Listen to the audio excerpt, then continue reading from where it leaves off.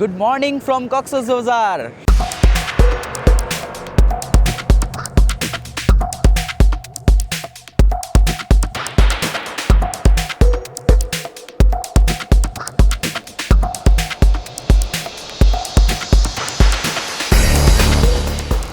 সকাল 4:30টার দিকে প্রায় ডলফিন মোড়ে পৌঁছে গেছি।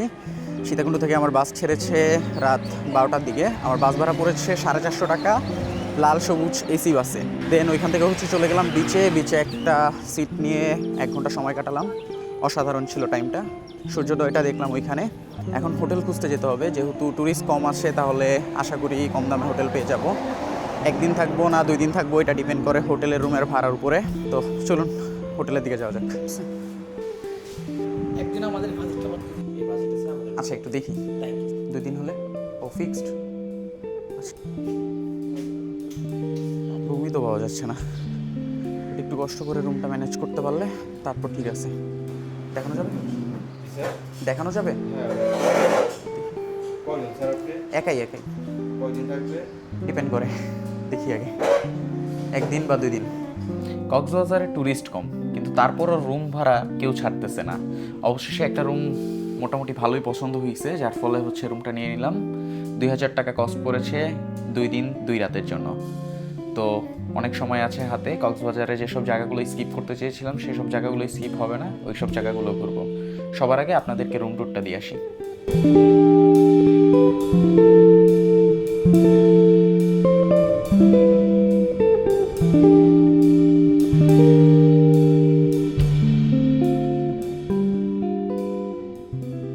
ঘড়িতে এখন সময় 8:40।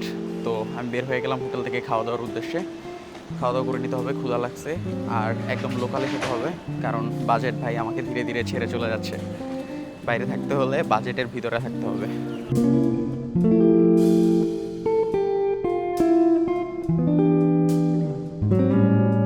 হোটেল থেকে বের হয়ে একটা লোকাল হোটেলে খাওয়া দাওয়া করে নিলাম 80 টাকার বিনিময়ে।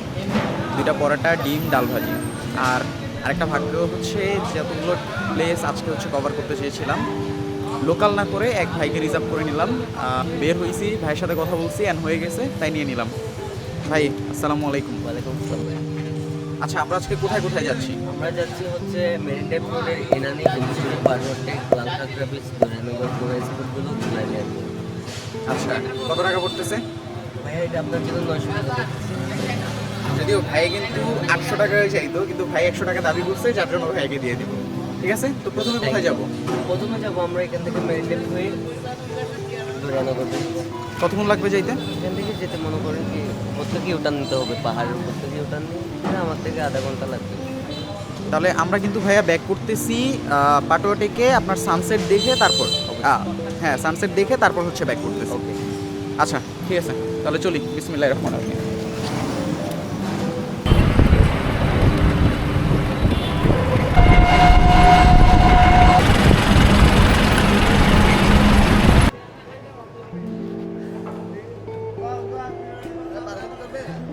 না, আপাতত থাক, করে গেছি একবার ভাই।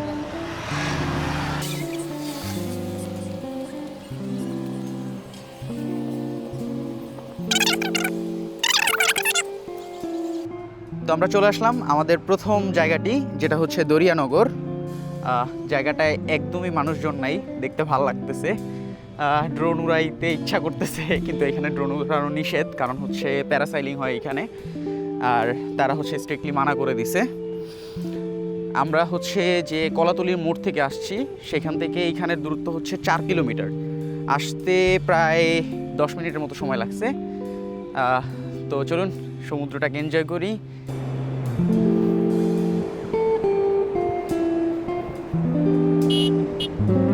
দূর দূরান্ত পর্যন্ত কিচ্ছু নাই। আর আমার এমনি ওইসব জায়গা অনেক বেশি পছন্দ, যেসব জায়গায় মানুষজন কম থাকে। তো এই জায়গাটা অনেক ভালো লাগতেছে। সমুদ্রের যে ঢেউগুলো, ভাই সেই সাউন্ডটা একদম স্পষ্ট পাওয়া যাচ্ছে। নীল আকাশ আর নীল সমুদ্র, এই মিলনেই যেন কক্সবাজারের আসল সৌন্দর্য লুকিয়ে আছে।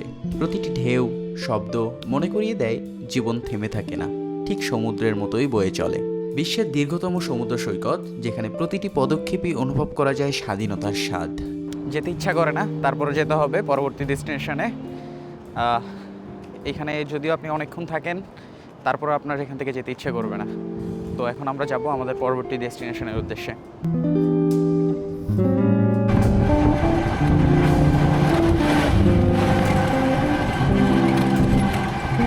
দরিয়ানগর থেকে 25 মিনিটের পথ পাড়ি দিলে আপনারা চলে আসবেন হিমছড়ি। এখানে টিকিট কেটে তারপর এন্ট্রি নিতে হয়। এখানে প্রধান মূল আকর্ষণ দুইটা হচ্ছে একটা পাহাড় এবং অপরটি ঝর্ণা। তো আমরা যাই, টিকিট কাটি। আচ্ছা, আমার একটা টিকিট, হ্যাঁ 100 টাকা দিয়েছি। এন্ট্রির পরে ঝর্ণাটা এই সাইডে। তো আগে হচ্ছে আমরা পাহাড়ের দিকে যাব, তারপর ঝর্ণার দিকে। এন্ট্রি টিকিট হচ্ছে 35 টাকা, 5 টাকা ভাঙতে ছিল না, এই জন্য হচ্ছে আমার কাছ থেকে 30 টাকা রেখেছে। অনেকটা পথ উপরে উঠতে হবে, তাতে আমাদের কি, আমরা কালকে চন্দ্রনাথ পাড়ি দিয়ে আসছি, এইটা আর কি জিনিস।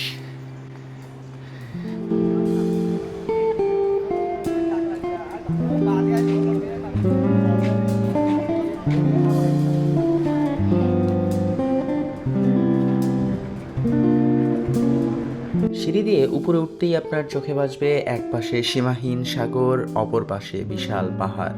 প্রতি ক্ষণে ক্ষণে আপনার অনুভব হবে যে সমুদ্র শুধু চোখে দেখা নয়, এটা এক ধরনের অনুভূতি যা বুক ভরে শান্তি এনে দেয়। পাহাড় ও সাগর দেখার পরে এখন আমাদের গন্তব্য হচ্ছে হিমছড়ি ঝর্ণা, যেটা একদম নিচে। এইটা এখানকার মূল আকর্ষণ। আমরা এদিক দিয়ে ঢুকেছিলাম এবং পাহাড়ের জন্য এই রাস্তাটা ফলো করেছিলাম। ঝর্ণার জন্য আমাদের যেতে হবে এই সাইডটা। তো এবার ওই দিকে যাওয়া যাক।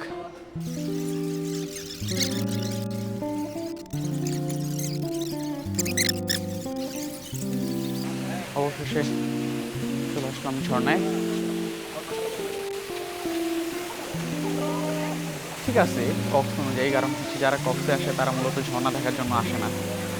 কিন্তু আমরা যারা হচ্ছে বান্দরবন বা হচ্ছে আপনার সীতাকুণ্ড থেকে আসছিলাম, তাদের জন্য একটু কেমন জানি দেখতে।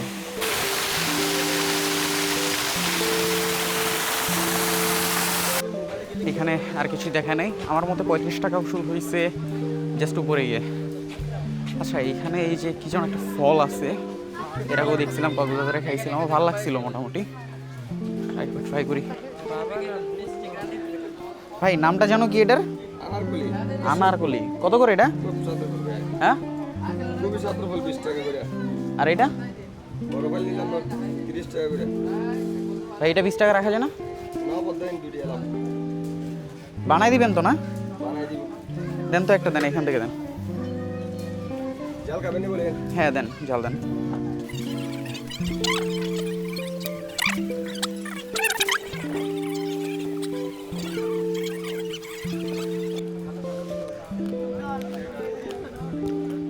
কিন্তু যারা টক পছন্দ করে বেশি, তারা টেস্ট করতে পারে।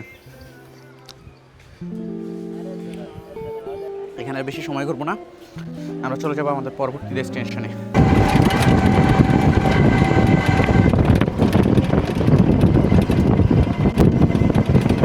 অল্প কিছু সময় পাড়ি দেওয়ার পরে আমরা চলে আসলাম লাল কাঁকড়া বিচে। এই ব্রিজটার দুই পাশের দৃশ্য অনেক সুন্দর লাগে আমার কাছে। আমি নিজে এখানে একটা ছবি তুলে নেব। কাঠের ব্রিজটা শেষ হতেই চোখে পড়বে দূর দূর পর্যন্ত ঝাউবন, দুপাশে ঝাউবন, মাঝখান দিয়ে রাস্তা। জোস। আমার মনে হয় একলা ট্যুর দেওয়ার সব থেকে যে ব্যাড অ্যাডভান্টেজ যেটা, সেটা হচ্ছে এত সুন্দর সুন্দর জায়গা, তারপরেও ছবি তুলে দেওয়ার মতো কেউ নাই। হ্যাঁ, যদিও অনেক সময় অনেককে বললে হচ্ছে তুলে দেয়, কিন্তু এমন একটা অবস্থা, আশেপাশে কাউকে দেখতেছি না যে কাউকে বলবো যে ভাই একটা ছবি তুলে দেন। যাক, আবার মজাও আছে, এটাও মানতে হবে। তো মজা কষ্ট সব মিলিয়ে একটা ট্যুর। ধীরে ধীরে আমি এগোতে থাকি নীল সমুদ্রের গভীরতার দিকে, আর হারিয়ে যেতে থাকি সমুদ্রের গর্জনের মাঝে।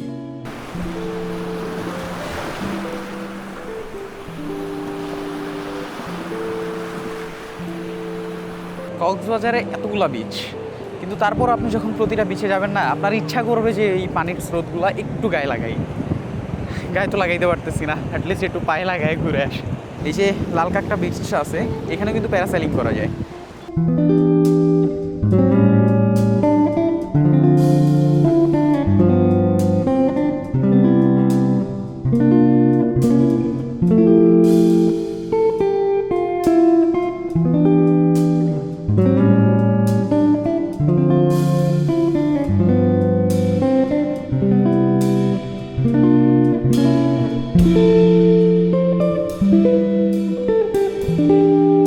বিচটা বেশ কিছু কারণে খুবই জনপ্রিয়।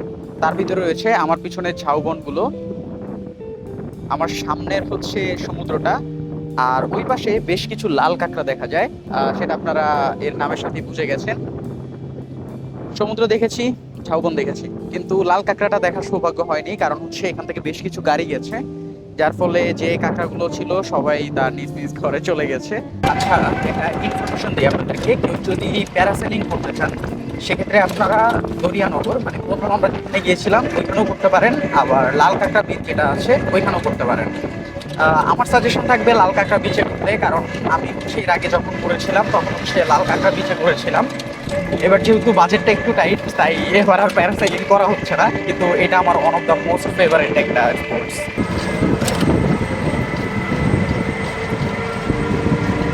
চলে আসলাম আমরা সোনাপাড়া সি বিচ। এই জায়গার নাম হচ্ছে সোনাপাড়া, তো এই জায়গার নাম অনুসারেই এই জায়গার সি বিচের নাম হয়েছে সোনাপাড়া সি বিচ। এটা হচ্ছে ইনানি থেকে কাছে, আপনি ইনানি যাওয়ার পথে পড়বে, তো চাইলে অবশ্যই এখানে নেমে তারপর হচ্ছে কিছুটা সময় কাটিয়ে নিতে পারেন।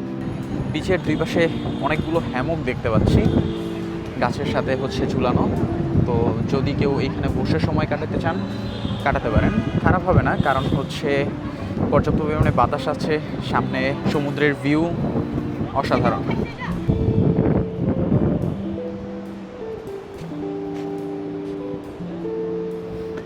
আমার এক ফ্রেন্ড ওই দিন কথায় কথায় বলতেছিল যে কক্সবাজারে যাওয়ার পরে আরে এই কক্সবাজারের সি বিচ কমপ্লিট করতে আর কতক্ষণ সময় লাগে। বাট কক্সবাজার সমুদ্র সৈকত হচ্ছে পৃথিবীর সবচেয়ে বড় সমুদ্র সৈকত। এটার দৈর্ঘ্য প্রায় 120 থেকে 150 কিলোমিটার। তো কতক্ষণ লাগে না, অনেকক্ষণ লাগে ভাই।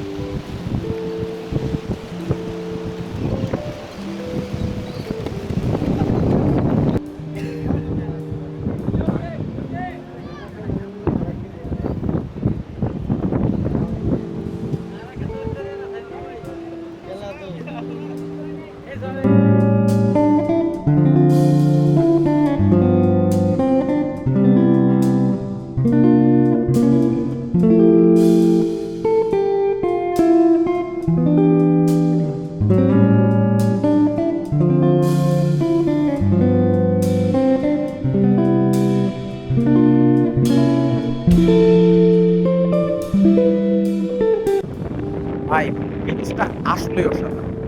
আর এই বিচে আমার আসার মূল উদ্দেশ্য হচ্ছে এই সাম্পানগুলো ভালোভাবে দেখতে পারছি। ইনফ্যাক্ট হচ্ছে মাত্র মাছ উঠাচ্ছে, তো আরো ভালোভাবে দেখতে পারছি। তো বেশি কথা না বাড়াই, চলুন আমরা এখন যাই হচ্ছে আমাদের পরবর্তী ডেস্টিনেশন ইনানির উদ্দেশ্যে। অলরেডি আমি এখানে অনেকটা টাইম স্পেন্ড করে ফেলছি। এখানে বিচে পরে নামবো, আগে খাওয়া দাওয়া করতে হবে। খাওয়া দাওয়ার সময় হয়ে গেছে, 1:30 বাজে। এখানে একটা খাবার হোটেল দেখলাম, তো দেখি ভিতরে কি অবস্থা। ভাই যে বললো যে প্যাকেজে খাবার, প্যাকেজে কীরকম ভাই? কি খাবেন? পোয়া, পোয়ার প্যাকেজ কত?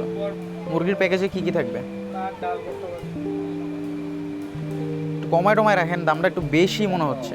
এই হচ্ছে 170 টাকা, ভাত, আলু ভর্তা, মিক্স সবজি ভর্তা, মুরগি, ডাল। খাওয়া দাওয়া শেষ করলাম, খাবার অ্যাভারেজ, কিন্তু আমার অনেক ক্ষুধা লাগছে, এই জন্য অনেক ভালো লাগছে। এই হচ্ছে মেইন কথা। প্রচণ্ড রোদ। আমি এখন সবার আগে যাই ওইখানে দেখবো একটা বেঞ্চ খালি পাই নাকি। যদি বেঞ্চ খালি পাই আমি 1 ঘন্টা ওইখানে পড়ে থাকবো, তারপর যা হওয়ার হবে।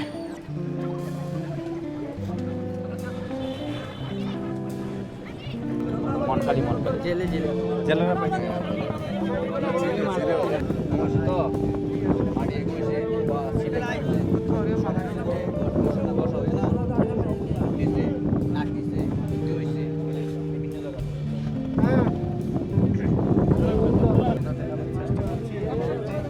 ইনানিও হচ্ছে আসলে কক্সবাজারের ওই পাশটার মতো, কলাতলির মতো মানুষের বেশ জমজমাট থাকে। এখানে আসার পরই একটা ঘটনা দেখলাম, দেখে খুব খারাপ লাগলো। বাংলাদেশ কোস্টগার্ড পুলিশ হচ্ছে সমুদ্রে একটা লাশ পেয়েছে, তো তারা ওইটার উদ্ধার কার্যক্রম করতেছে। আল্লাহ সবাইকে হেফাজত দান করুক। সিট পেয়ে গেছি, আর কোনো কথা হবে না। 1 ঘন্টা আমি টোটালি রেস্ট করব।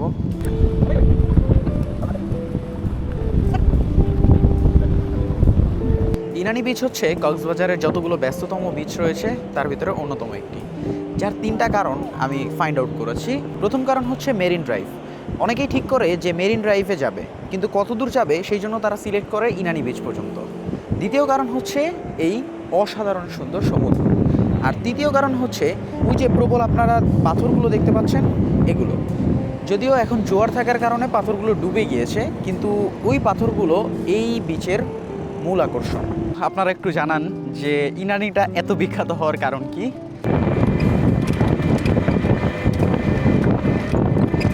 ইনানি বিচ থেকে মাত্র 15 মিনিটের রাস্তা, এবং তারপর আপনি চলে আসবেন পাটোয়া টেক বিচে। অনেকে জিজ্ঞেস করতে পারে যে আমি এখনও রিক্সার ভিতরে কেন? অ্যান্সার হচ্ছে, একে তো বাইরে প্রচণ্ড পরিমাণে রোদ, তার উপরে জোয়ার চলতেছে, একদম উপর পর্যন্ত পানি চলে আসছে। রোদটা একটু কমুক, অতিরিক্ত পরিমাণে রোদ, তো একটু ওয়েট করি।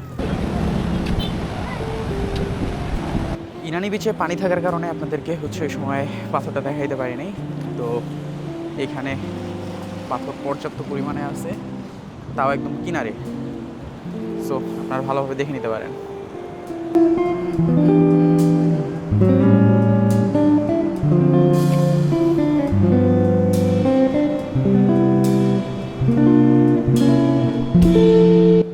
এই জিনিসগুলো কি জানেন? এগুলো কিন্তু আসলে অনেক বড় এক ধরনের আবিষ্কার। দেখবেন আপনি ইনানি থেকে একদম ওই মাথা পর্যন্ত এই সেম জিনিসটা বিস্তৃত আছে।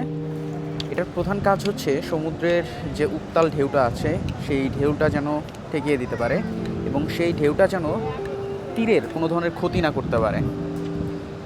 অনেক ভালো লাগতেছে। ইনানিতে অনেক লোক ছিল, এইখানে তুলনামূলক কিছুটা কম, অনেক যে কম এমন না, অল্প কিছু কম।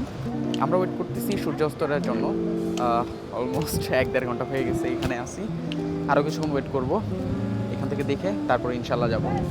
এক বড় ভাই বললো এখানে সূর্যাস্তটা নাকি অসাধারণ, তো দেখতেই তো হয়, তাই না? যিনি আমাকে এখানে সানসেট দেখার উপদেশ দিয়েছিল তাকে আসলে অসংখ্য ধন্যবাদ, কারণ এইটা আমার দেখা সবথেকে সুন্দর সানসেটগুলোর ভিতরে একটা ছিল, যেখানে সূর্যাস্তের রং মিলে যায় সমুদ্রের ঢেউয়ে, প্রকৃতির তুলির আঁচড়ে তৈরি হয় এক অনন্য দৃশ্য। অসাধারণ অসাধারণ ছিল এটা। সো যারা আসবেন কোনোভাবেই মিস করা যাবে না, এটা বেস্ট। সব কিছু শেষে আবার সমুদ্রের সৌন্দর্য দেখতে দেখতে আমরা এগিয়ে চলি আমাদের হোটেলের দিকে। এই রাস্তাটা আসলে একা মানুষের জন্য রাতে মোটেও ঠিক নয়, তাই আমার তাড়া ছিল যত দ্রুত সম্ভব হোটেলে ব্যাক করার। ঘড়িতে এখন সময় বরাবর 9টা, আর আমি হোটেলে এসে পৌঁছেছি 8:30টার দিকে। ডলফিন মোড়ে প্রচণ্ড পরিমাণে জ্যাম ছিল, যার ফলে পুরো 2 ঘন্টা সময় লেগেছে আমার পাটুয়া টেক থেকে এইখানে আসতে। দেন ফ্রেশ হয়ে এই ভিডিওটি মেক করতেছি। এখন সরাসরি খাওয়া দাওয়া করতে যাব, এসে ঘুম। প্রতি পর্বের মতো আপনারা এখন দেখতে পাচ্ছেন আমার আজকে সারাদিনের টোটাল খরচ। যদি আপনার আজকের ট্যুর বিষয়ে কোনো ধরনের কোনো প্রশ্ন থেকে থাকে অবশ্যই আমাকে কমেন্ট সেকশনে জানাতে পারেন, আমি আপনাদের উত্তর দিয়ে দিব। আর আমার আগামীকালকের কক্সবাজার ট্যুরের ভিডিওটি পেয়ে যাবেন নেক্সট পর্বে। পরবর্তী পর্বের ভিডিও দেখার আমন্ত্রণ জানিয়ে আজকের মতো এখানেই বিদায়। সকলে ভালো থাকবেন, সুস্থ থাকবেন। আল্লাহ হাফেজ, আসসালামু আলাইকুম।